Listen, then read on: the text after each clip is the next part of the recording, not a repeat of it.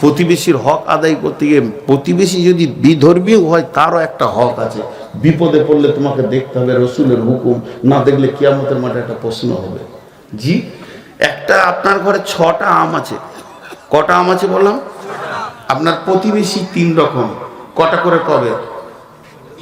প্রতিবেশী 3 রকম, কয়টা করে পাবে? ভুল। প্রথম নম্বর প্রতিবেশী 3টে পাবে। কেন? 1 নম্বর সে মুসলমান, 2 নম্বর প্রতিবেশী, 3 নম্বর আপনার চাচাতো ভাই। কয়টা পাবে?